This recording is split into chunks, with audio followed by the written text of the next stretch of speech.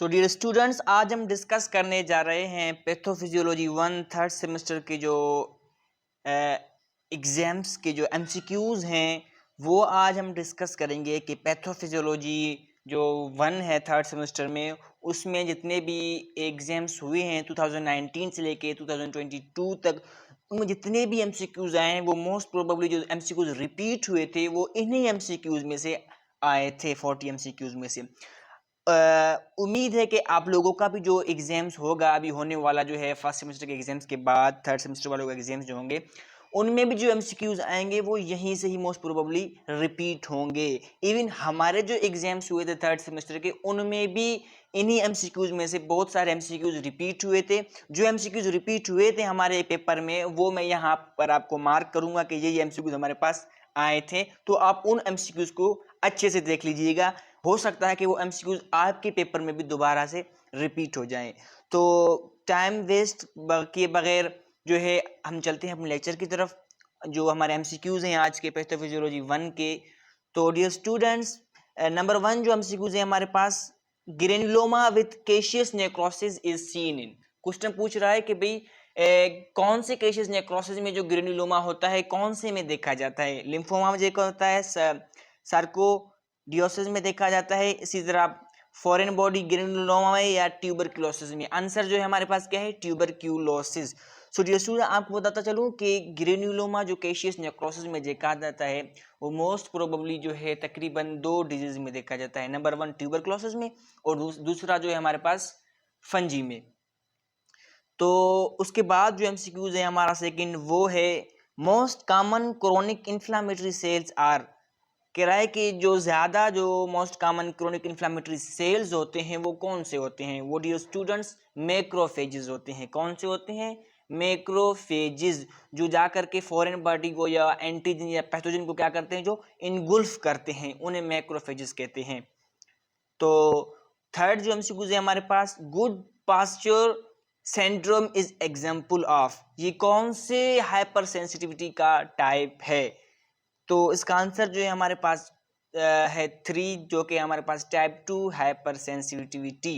सो जो students good pasture syndrome जो है एग्जाम्पल किस चीज़ का है कि ये Goodpasture antigen found on the basal membrane of the glomerulus of kidney and alveoli of the lungs.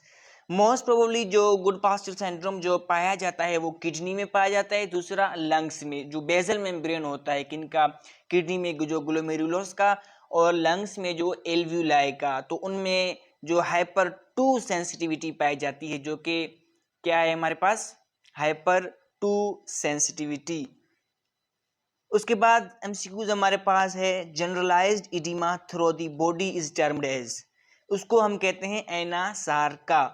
तो बॉडी में जो इडिमा काज होता है उसको जनरलाइज्ड इडिमा, उसको दूसरे अल्फाजों में क्या कहते हैं, एनासार्का। जी स्टूडेंट्स ये एमसीक्यूज हमारे पेपर में रिपीट हुआ था। Generalised oedema through the body is termed as anasarca, ये एमसीक्यूज हमारे पेपर में भी आया था, उम्मीद है आपके पास भी आएगा। उसके बाद एमसीक्यूज आया है A 40 years old male suffering from cervical lymphoadenopathy. Biopsy report shows granuloma with caseous necrosis. The most likely diagnosis will be, answer क्या होगा, ट्यूबरक्लोसिस।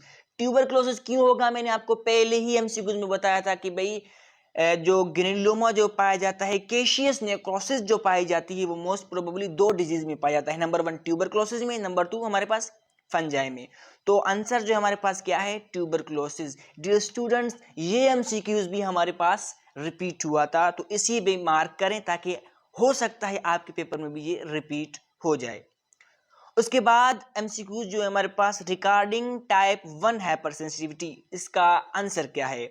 जो हमारे पास आंसर है उसमें initial response is characterized by vasoconstriction. बिल्कुल वेजोकॉन्स्ट्रिक्शन के बाद ही होता है हाइपर सेंसिटिविटी 1। लेकिन यहाँ पर जो इस क्वेश्चन के हिसाब से मुझे जहाँ तक अंदाजा है वो आंसर इसका होगा नंबर 4 कि characterised by release of the mast cell mediators. ठीक है dear students, characterised by release of the mast cell mediators. जब मास्ट सेल मीडिएटर्स फर्स्ट में रिलीज होंगे उसके बाद ही टाइप 1 हाइपर सेंसिटिविटी काज होगा। आप इसे कंफर्म करने के लिए फिर भी रिसर्च करके देख लीजिएगा कि इसका सही आंसर क्या होगा। जिसको इसका सही आंसर मिले तो वो काइंडली कमेंट बॉक्स में उसका जो सही आंसर कमेंट कर दे। डियर स्टूडेंट्स, उसके बाद जो हमारे पास एमसीक्यूज है, loss of uniformity of the cells and loss of architectural orientation is most likely called as. Obviously क्या होगा कि भाई सेल ने अपनी यूनिफॉर्मिटी खो दी, उसकी आर्किटेक्चर, उसकी जो बनावट थी वो गोल शेप में से क्या होगा, क्यूबाइडल शेप में से क्या होगा, चेंज हो गया, किसी और शेप इख्तियार कर ली सेल में, तो उसको हम क्या कहेंगे, डिस्प्लेसिया। क्या कहेंगे डियर स्टूडेंट्स, डिस्प्लेसिया। कितने टाइप्स होते हैं हमारे पास जो सेल एडेप्टेशन के, कौन कौन से होते हैं, हाइपरट्रॉफी, हाइपरप्लेसिया, मेटाप्लेसिया, डिस्प्लेसिया। ठीक है, तो यहाँ पर आंसर हमारा क्या होगा, डिस्प्लेसिया। वो क्यों, इसलिए क्योंकि सेल ने अपनी बनावट जो है वो चेंज कर दी, आर्किटेक्चर चेंज कर दी, एक सेल से दूसरे सेल में चला गया, उसको हम कहते हैं डिस्प्लेसिया, यानी उसकी डिस्प्लेसमेंट हो गई, चेंजिंग हो गई। मेटाप्लेसिया उसको कहेंगे जो एक से दूसरा सेल का इख्तियार करे, यानी जो क्यूबाइडल में से वो चेंज हो जाए कॉलमनर में। तो इसके अलावा एमसीक्यूज हमारे पास दूसरा जो एमसीक्यूज है वो है, dash is also called cytotoxic hypersensitivity because it utilizes antibodies that can destroy normal cells by complement lysis or by antibody dependent cellular cytotoxicity। इसका आंसर हमारे पास होगा type 2 hyper sensitivity. Have you got it, respected students? And I hope that you have got it. उसके बाद MCQs हमारे पास आता है, weakness and wasting of the body due to severe chronic illness is refer to, इसको क्या कहेंगे हम, चेक्सिया। चेक्सिया का मतलब होता है बॉडी का जो वेट है वो जल्दी से वास्ट हो जाए, वीक हो जाए बॉडी। जिस तरह के एड्स के पेशेंट्स होते हैं उनमें जो होता है, क्या होता है, चेक्सिया होता है, उनकी मास बॉडी के मसल्स जो होते हैं वो क्या होते हैं, गिर जाते हैं, खत्म हो जाते हैं। इस तरह कैंसर के जो पेशेंट्स होते हैं। इसी तरह दूसरा एमसीक्यूज हमारे पास क्या है, AIDS can be transferred through following factors except. AIDS जो है फॉलोइंग फैक्टर्स नीचे जो दिए गए हैं उनमें से फैल सकता है सबसे, लेकिन एक के अलावा। ब्लड से एड्स फैल सकता है, बिल्कुल फैल सकता है, डायरेक्ट कॉन्टैक्ट से भी फैल सकता है, सेलेवा से भी फैल सकता है, लेकिन हमारे पास यहाँ जो आंसर ऑप्शन जो सही है वो है हमारे पास इनहेलेशन। इनहेलेशन के थ्रू एड्स नहीं ट्रांसफर होता। उसके बाद जो एमसीक्यूज है हमारे पास, excessive intake of acid containing foods and beverages may lead to development of metabolic acidosis. Obviously सामने जाहिर है क्या होगा इसमें से, मेटाबॉलिक एसिडोसिस। हमारे पास कौन कौन से होते हैं, metabolic acidosis and metabolic alkalosis. इसी तरह रेस्पिरेटरी एसिडोसिस, रेस्पिरेटरी अल्कलोसिस। तो मेटाबॉलिक एसिडोसिस ये इसलिए होगा क्योंकि यहाँ पर ये बेवरेजेस है और इसमें एसिड की क्वांटिटी ज्यादा है। उसके बाद एमसीक्यूज हमारे पास है, टोटल बॉडी वाटर इज, कितना है टोटल बॉडी वाटर, वो है 42 लीटर्स। हमारे बॉडी में पानी का मिकदार कितना है टोटल, 42 लीटर्स, जो approximately 60% of the body weight होता है। अच्छा, इसी एमसीक्यूज को मद्देनजर रखते हुए सर ने हमारे जो पेपर में एमसीक्यूज जो दिया था वो हमें 2 एमसीक्यूज दिए थे। इसी एमसीक्यूज के बिहाफ पर उसको कुछ चेंज करके, वो किस तरह से, वो यूं कि बॉडी में जितने भी वाटर मौजूद है 42 लीटर्स, अब वो 42 लीटर्स जो है वो उनमें से कुछ हिस्सा इंट्रासेल्यूलर, यानी कुछ हिस्सा पानी का सेल के अंदर है और कुछ हिस्सा पानी का वो जो है वो एक्स्ट्रा सेल्यूलर है। दो एमसीक्यूज इनमें से 2 बने, कौन कौन से, कि भाई इंट्रा सेल्यूलर में हमारे पास एमसीक्यूज हैं वो कितने हैं, वो कितना मिकदार पानी का इंट्रा सेल्यूलर में है। तो ऑप्शंस थे हमारे पास 24, 23, 28, 26। ठीक है, इसका सही आंसर क्या था, 28। यानी इंट्रा सेल्यूलर में जितना पानी होता है वो 28 लीटर होता है 42 में से। और दूसरा एमसीक्यू था कि भी एक्स्ट्रा सेल्यूलर बॉडी में जो फ्लूइड मौजूद होता है पानी, वो कितना होता है, कितने लीटर होते हैं उसमें। तो डियर स्टूडेंट्स, एक्स्ट्रा सेल्यूलर में 42 में से अगर आप 28 निकालोगे तो वो कितना बचेंगे, बाकी आई थिंक 14 बचेंगे। तो दूसरा एमसीक्यू जहाँ उसका जो सही ऑप्शन था वो 14, यानी इंट्रा सेल्यूलर में 28 लीटर, एक्स्ट्रा सेल्यूलर में 14 लीटर। इन दोनों एमसीक्यूज को भी मार्क कीजिएगा। इसी तरह दूसरा एमसीक्यू हमारे पास, all of the following are malignant tumours the most unlikely is. नीचे दिए गए जो है उनमें से तकरीबन मैलिग्नेंट ट्यूमर्स हैं, लेकिन एक को छोड़ के। कौन कौन से के? टेराटोमा को। जो टेराटोमा जो है वो मैलिग्नेंट ट्यूमर नहीं है, ये क्या है? बिनाइन ट्यूमर है। इसी तरह दूसरा एमसीक्यू है कि all of the following are benign tumours the most unlikely is. नीचे सही में दिए गए में से सब जो है वो बिनाइन ट्यूमर्स हैं, लेकिन उनमें से एक जो है वो अलग है। वो कौन सा है? एडिनोकार्सिनोमा। एडिनोकार्सिनोमा क्या है? मैलिग्नेंट ट्यूमर है। डियर स्टूडेंट्स, ये एमसीक्यूज भी रिपीट हुआ था हमारे पास कि एडिनोकार्सिनोमा कौन सा ट्यूमर है, ठीक है। और दूसरा एमसीक्यू ये था हमारे पास कि जो अब रिपीट हुआ था कि भाई टेराटोमा जो है वो किस तरह का ट्यूमर है, वो क्या है? मैलिग्नेंट ट्यूमर है, ठीक है, बिनाइन ट्यूमर है, sorry.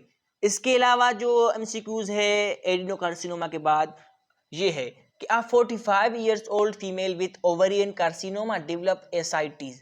Cytological analysis of ascites fluid show malignant cells. Which of the following pathway best explaining the spreading of tumor to peritoneum? एक 55 साल का जो फीमेल औरत थी कार्सिनोमा का, जिसने डेवलप असाइटिस जिसके बॉडी में हुई थी, पेट में असाइटिस डेवलप हुए थे। अच्छा, आप एनालाइज करने के बाद असाइटिस फ्लूइड शो करता है malignant sales. Which of the following, नीचे दिए गए में से कौन सा जो है सही आंसर है? ये एमसीक्यूज भी रिपीट हुआ था डियर स्टूडेंट्स, इसे भी मार्क करें। तो इसका जो सही आंसर वो है हमारे पास इधर जो लिखा हुआ है 4 लिम्फेटिक स्प्रेड, लेकिन लिम्फेटिक स्प्रेड आई थिंक नहीं है। इसका सही ऑप्शन जो है वो सीडिंग ऑफ बॉडी केविटी। क्या है? Seeding of body cavity. वो पाथवे है जहां पर कैंसर सेल्स फैलते हैं बॉडी केविटीज में से, चाहे वो पेरिटोनियम का केविटी हो या पल्मोनरी केविटी हो या कोई और केविटी। लिम्फेटिक स्प्रेड वो होता है जो हमारे लिम्फ नोड्स के थ्रू फैल जाए या ब्लड के थ्रू। उसके बाद एमसीक्यूज है regarding anaplasia which of the following statement is true. Anaplasia के बनिस्बत नीचे दिए गए में से कौन सा सही है? Nuclear to cytoplasmic ratio 1:6। इसका आंसर जो है ये करेक्ट है। उसके बाद एमसीक्यूज है हमारे पास, all of the following are malignant tumours the most unlikely is osteoma. Dear students, ये एमसीक्यूज भी रिपीट हुआ था हमारे पास, इसे भी मार्क करें, इसे नहीं छोड़ना। ये भी हमारे पास आया था कि नीचे गए में से कौन से जो है मैलिग्नेंट ट्यूमर्स हैं मोस्ट अनलाइकलीज, तो वो उसका आंसर जो क्या है हमारे पास? ओस्टियोमा। इसके बाद एमसीक्यूज है major component of innate immunity are all of the following the most unlikely is B lymphocytes. ठीक है, क्या है इसका आंसर? B lymphocytes. उसके बाद जो एमसीक्यूज है स्टूडेंट्स वो है pathological hyperplasia of thyroid gland occur in thyroid follicles. Obviously thyroid का नाम है तो थायराइड फॉलिक्यूल्स में ही होगा। What is the most important prognostic factor for human cancer is proved to be of greater clinical value? इसका answer क्या होगा? Stage होगा। स्टूडेंट्स, रिस्पेक्टेड स्टूडेंट्स, ये एमसीक्यूज भी हमारे पास रिपीट हुआ था। इसका सही आंसर क्या है? स्टेज। उसके बाद है विच of the following lab diagnostic technique is most convenient and suitable for the initial diagnosis and management of the patient suffering from swelling in front of the neck and goiter? तो इसका सही answer क्या है? FNAC।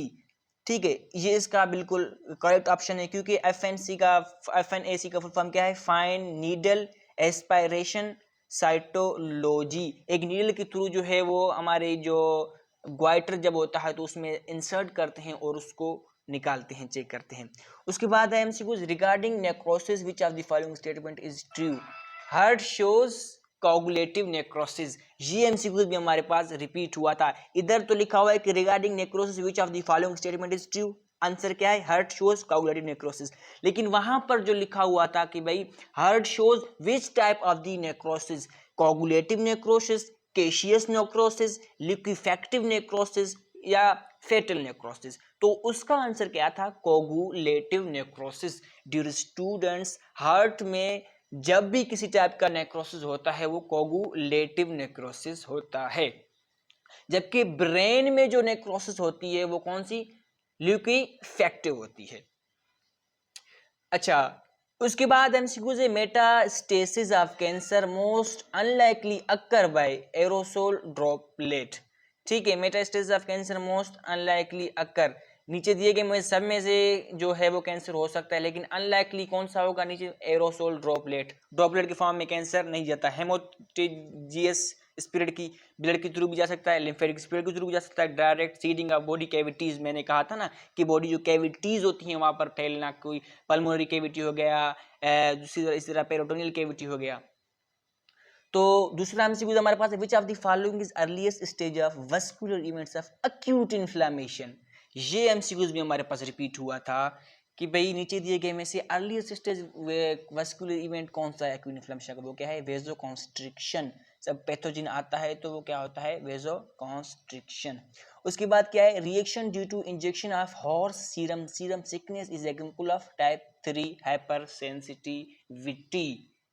ठीक है, इसका answer क्या है, टाइप 3 हाइपर सेंसिटिविटी।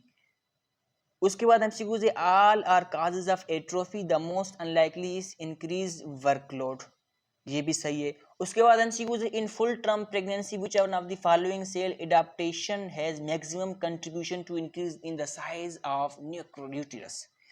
तो डियर स्टूडेंट्स, इसका आंसर जो है वो हाइपरप्लासिया है। ये एमसीक्यू भी हमारे पेपर में रिपीट हुआ था। यूटिरस जो वो होती है फीमेल की, उसमें दोनों एडाप्टेशंस होती हैं सेल की, हाइपरप्लासिया भी होती है, हाइपरट्रॉफी भी होती है। अगर यहाँ पर हाइपरट्रॉफी दी होती तो आंसर में क्या होता, बोथ। अब हाइपरट्रॉफी नहीं है तो इसमें क्या होगा, हाइपरप्लासिया। ये एमसीक्यूज रिपीट हुआ था। इसके अलावा एक और एमसीक्यूज हमारे पास रिपीट हुआ था कि भाई फीमेल की जो ब्रीस्ट होती है उसमें कौन सी एडाप्टेशन होती है। उसमें दिया हुआ था dystrophy, atrophy, hyperplasia and hypertrophy और बोथ। तो आंसर उसका क्या था, बोथ। बोथ क्यों था, क्योंकि यूटिरस और ब्रीस्ट में हाइपरप्लेसिया भी होता है, हाइपरट्रोफी भी होती है। इसी तरह दूसरा एमसीक्यूज है, विच of the following complement protein में एक्ट एज ऑप्सोनिन्स। तो ऑप्सोनिन्स में जो एक्ट करता है प्रोटीन, वो कौन सा एक्ट प्रोटीन एक्ट करता है, C3A, ठीक है डियर स्टूडेंट्स, और C5A। इसके अलावा एमसीक्यूज है, malignant tumour arising from mesenchymal tissue is most unlikely called as sarcoma. इसका आंसर भी सही है। उसके बाद एमसीक्यूज हमारे पास, neutrophils predominate in acute inflammatory infiltrate during first 6 to 24 hours. ये एमसीक्यूज भी हमारे पास रिपीट हुआ था कि 6 से तो पहले जो 44 आवर्स होते हैं उनमें न्यूट्रोफिल आता है। ये एमसीक्यूज आया था हमारे पास। दूसरा हमारे एमसीक्यूज क्या है, Arthus reaction is example of type 3 reaction. कौन सा रिएक्शन, आर्थस रिएक्शन है, वो कौन से टाइप का रिएक्शन है डियर स्टूडेंट्स, वो उसमें टाइप 3 हाइपर सेंसिटिविटी होती है। आर्थस रिएक्शन वो होता है कि भाई लोकलाइज्ड इन्फ्लेमेशन होता है, जब हमारे स्मॉल वेजल्स की करीब वो नियर इन्फेक्शन होता है, या कोई बाइट लगता है इसको, या कोई इंजेक्शन वगैरह जब लगता है तो उसकी वजह से जो रिएक्शन होता है उसको हम टाइप 3 हाइपर सेंसिटिविटी रिएक्शन कहते हैं, जो कि आर्थस रिएक्शन है। उसके बाद है, most reliable feature that differentiate malignant tumour from benign is metastasis, obviously metastasis. उसके बाद एमसीक्यूज है, laboratory test most commonly used for diagnosis of AIDS. इसका आंसर क्या है, इसका आंसर है इलिसा। क्या है इसका आंसर, इलिसा। इलिसा का फुल फॉर्म क्या है, एंजाइम लिंक्ड इम्यूनो असय। ठीक है, एंजाइम लिंक्ड इम्यूनो असय। ये एक लैब टेस्ट होता है जिसमें एड्स के जो एंटीबॉडीज होते हैं उनको देखा जाता है। दूसरा है हमारे पास, antibody mediated hypersensitivity does not occur in. Antibody mediated hypersensitivity किस में नहीं होता, आर्थस रिएक्शन में होता है, जिसमें हमने पढ़ा था ना कि आर्थस रिएक्शन में टाइप 3 हाइपरसेंसिटिविटी होती है, तो इसमें एंटीबॉडी मीडिएटेड हाइपरसेंसिटिविटी नहीं होती। एंटीबॉडी मीडिएटेड हाइपरसेंसिटिविटी कौन सा होता है, वो टाइप 1 होता है। इसी तरह regarding necrosis which of the following statement is true. Necrosis के लिए नीचे दिए गए में से कौन सा ट्रू है, heart shows coagulative necrosis, approximately not absolutely सही है ये आंसर। क्यों सही है, क्योंकि मैंने आपको पहले ही बता दिया कि हार्ट में कोगुलेटिव नेक्रोसिस होती है। कौन सी नेक्रोसिस, कोगुलेटिव नेक्रोसिस। और ये एमसीक्यूज लम्स में रिपीट भी हुआ है कि हार्ट में कौन सा नेक्रोसिस होता है, भाई वो कोगुलेटिव नेक्रोसिस है। उसके बाद एमसीक्यूज है multiple sclerosis is example of type 4 hypersensitivity. उसके बाद एमसीक्यूज है most effective bactericidal system in neutrophils is MPO system, इसको हम कहते हैं माइलोपेरोक्सीडेस। उसके बाद एमसीक्यूज है which one of the following mediator causes chemotaxis of the leukocytes, तो वो कौन सा प्रोटीन करता है C5a। कीमोटैक्सिस कौन सा होता है, हमारे जो इन्फ्लेमेशन के दो टाइप्स में जो हमने पढ़े थे कि भाई उसके बाद क्या क्या होता है, जिसमें हमारे पास 5 टाइप की थी। छठा जो था हमारे पास कीमोटैक्सिस था, उससे हम क्या ट्रांसमाइग्रेशन था, फिर रोलिंग था, फिर एडिजन था, ठीक है, ये थे हमारे पास। तो कीमोटैक्सिस जो था जब ल्यूकोसाइट निकल जाता है वेन्स में से किसी वो चला जा रहा होता है किसकी तरफ, पैथोजिन की तरफ, उस अमल को कहते हैं कीमोटैक्सिस। उसमें जो मीडिएटर काज करता है उसको C5a कहते हैं। उसके बाद एमसीक्यूज है A 50 years old male develops sudden severe abdominal pain, ठीक है, radiating to back. His lab values shows raised amylase level. Regarding this case, fat necrosis may occur in which of the following organ?